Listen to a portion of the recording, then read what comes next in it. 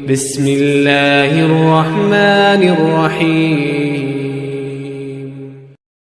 Ketika mau sholat atau wudhu seperti nawaitu, ini sudah pernah saya jelaskan teman-teman sekalian. Kalau kita kembali kepada hadis Nabi SAW, maka belum pernah ada pengucapan lafaz. Tidak pernah ada satupun hadis Nabi SAW yang berbunyi nawaitu shoma ghadin, usolli fardhu salatid duhur, nawaitul wudu. Ini tidak pernah ada lafaz hadisnya. Dari mana ini? Ini dari teman-teman kita yang menisbatkan diri kepada madhab Syafi'iyah di Mesir, tepatnya di Al-Azhar. Disusunlah, mereka mengatakan niat itu harus ya supaya orang itu tidak lupa dan jelas dia ucapkan dengan lisannya. Lalu disusunlah niat-niat itu. Kalau mau sholat, sholli fardhu salatid duhur, nawaitu shoma ghadin untuk puasa, nawaitul wudu'a dan seterusnya. Ini semua disusun.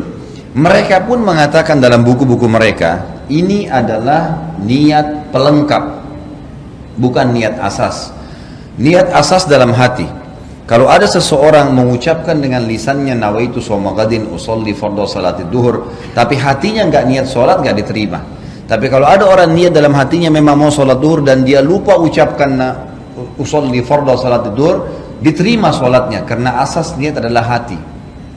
Ini pendapat yang menisbatkan diri kepada Syafi'iyah, adanya niat dengan lisan tapi itu pelengkap, bukan itu asas. Bukan itu asas gitu kan. Kalau jumhur ulama, Imam Ahmad, Imam Malik, Imam Abu Hanifah mengatakan tidak ada niat kecuali dalam hati. Seperti contoh, Bapak Ibu tadi mau sholat Isya, begitu iqamah kita berdiri di shaf. Bukankah dalam hati kita sudah niat mau sholat Isya? Kan tidak mungkin sholat maghrib, nggak mungkin sholat subuh, nggak mungkin. Sama pada saat kita berdiri di saf belakang jadi makmum, ada imam, kita di belakang, bukankah sesuatu niat jadi makmum? Bukankah tadi imam kita pada saat maju di tempat imamnya dia sudah niat mau jadi imam dalam hatinya? Ya itulah niat sholat. Dia tidak perlu mengatakan makmuman, imaman, yang sudah jelas-jelas jadi makmum dia. Sudah jelas-jelas dia begini, dia mau sholat duha, dia berdiri mau sholat duha, tidak mungkin dia niat sholat duhur. Itulah niatnya. Dan ini yang dikatakan oleh para jumhur ulama, bahwasanya niat tidak perlu dengan lafaz karena belum pernah ada dinukil dari Nabi SAW seperti itu.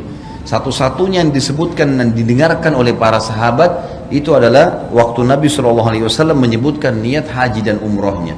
Itu pun ada sebagian ulama yang mengatakan itu bukan niatnya, itu termasuk dalam talbiyahnya. Dia bilang mengatakan labbaik Allahumma umratan. Ya Allah, aku niat aku menjawab panggilan umrahmu. Labbaik Allahumma hajjan, ya Allah saya jawab panggilan hajimu, gitu kan. Jadi Allahu alam, yang saya melihat pribadi, saya melihat dari apa yang telah dituliskan para ulama ini, kita kembali kepada jumhur ulama yang mengatakan tidak ada lafaz niat, karena dalam pemahaman pun ini bukan dari Imam Syafi'i ya, dari pengikut Imam Syafi'i yang datang setelahnya ya. Karena Al-Azhar ini ada jauh setelah Imam Syafi'i, jauh. Imam Syafi'i tahun berapa? Tahun 204 meninggal dunia, gitu kan. Sementara Al-Azhar ini ada tahun berapa gitu ya. Jadi sudah jauh.